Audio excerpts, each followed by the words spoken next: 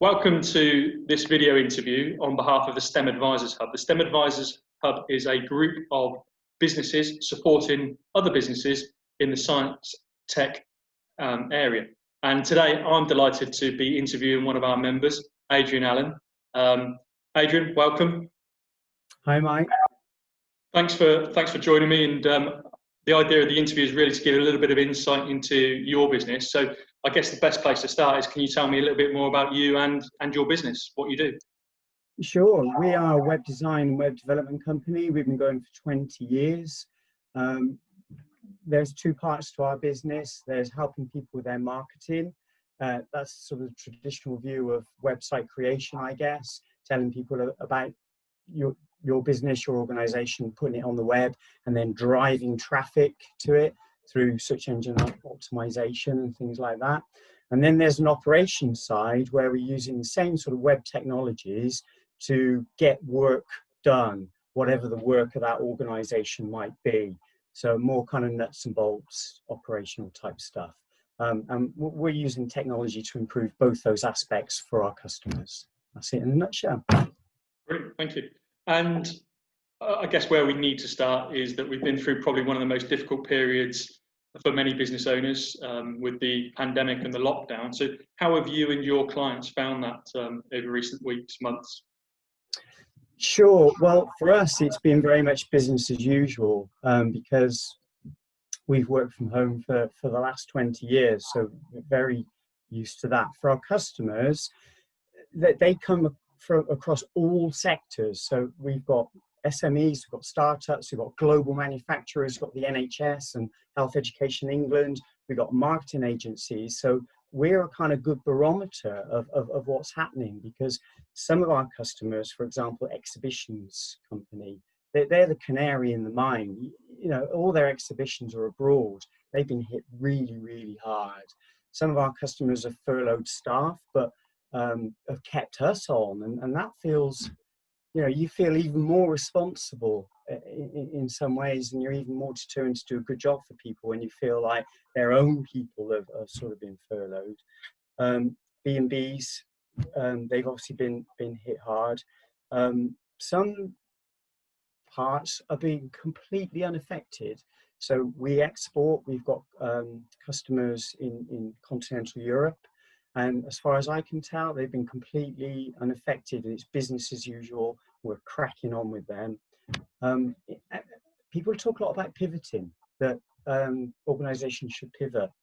And I think if you're a sculptor or a plumber or a truck mechanic, that's really hard, you know, very difficult. So when I look across our customer base, I can only see one example of an organization pivoting. So I'm not sure about the scope of that. So a mixed picture. Yeah, and you know, I love the work you do, and we're getting an opportunity to talk about that a little bit more. That's Sure. One of the things that you've sort of been talking to me about is that for the last 20 years, you've had quite a flexible model amongst your team. You've been used to home working, etc. So you know, this is a fairly new concept for a lot of people. So any tips that you could perhaps share for us?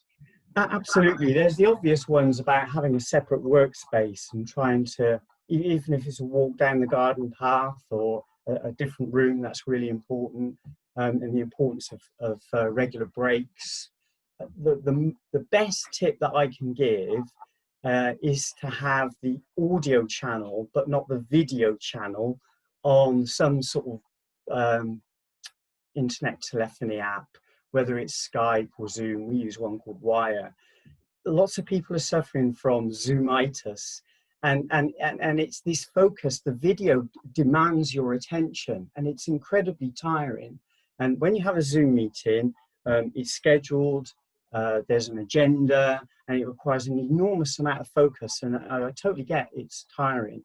But if you can buddy up with a colleague, and that might be a colleague who's kind of struggling with this new way of working, and perhaps it's okay for you, you can just start up the audio channel. There's no agenda. It doesn't have to be a particular time, and just let it run. And you can just be working away. It's a little bit like co-working, I guess.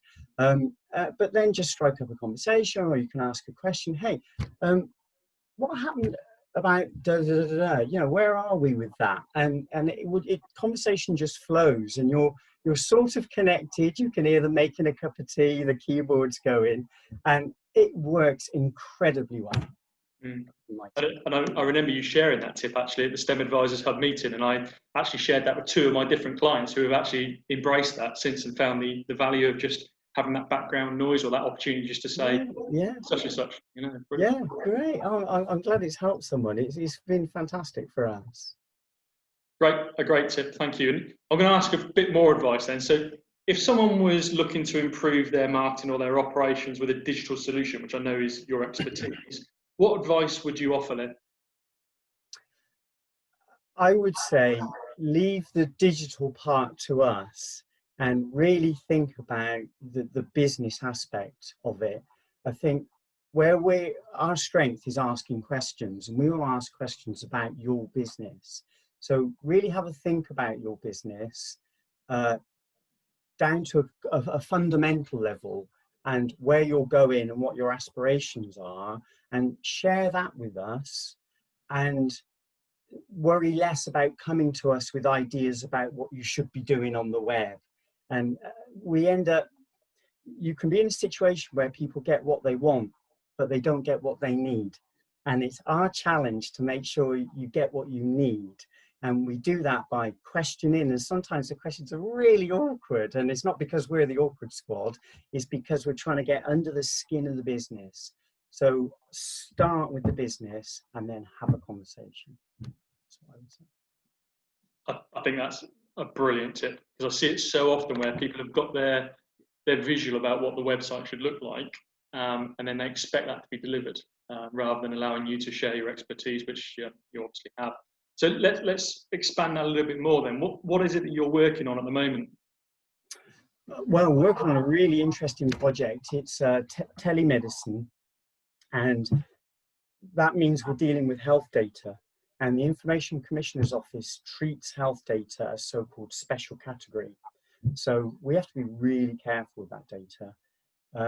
Our customer is a startup, and there's an e-commerce aspect. And it would have been so easy for us to build a single site that did the e-commerce. It took people's money, it delivered the service, it held on to their identity, and it did all the management reporting.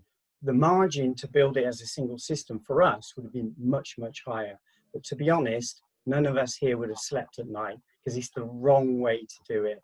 And the right way is much more complicated, much more involved, but it allows everybody to sleep at night.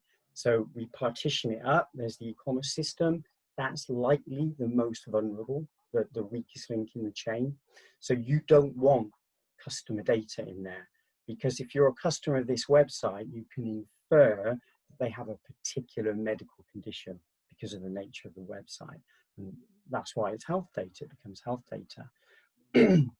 Excuse me. So we've got another system that's actually delivering the service. And then we use a Microsoft product called Active Directory B2C. And that handles the identity. And all that really sensitive stuff is protected by the might, if you like, of Microsoft and their systems. And we use that technology to log people in. And so by partitioning up that data, if the e-commerce system got hacked, no personal data is exposed. And if the service delivery platform gets hacked, no data is exposed. And you have to realize no system is hack proof. You just have to accept that. Yeah, whether you're NASA, Sony, you name it, if you're on the internet, there's a risk, and you have to mitigate that risk. And you have to design the system from the ground up. What if that got hacked? What would be the exposure? Well, we cannot allow people's health data to be exposed. And so we build this more complex system, but a system that allows us to sleep at night. And we've learned a lot about this Microsoft technology. And it is the right solution for the job. And it's going really, really well. It's going to be a great system. Brilliant. And obviously, as members, we're both members of the STEM Advisors Hub. That's supporting predominantly science and tech, engineering businesses. Can you give us some headlines of the sort of other type of work you've done in this sector? Yeah, sure. We started off doing some work with the University of Leicester. They've got a research department, and they built a software stack that helped other researchers get their job done, let's say. We contributed software, we worked with them on a commercial basis.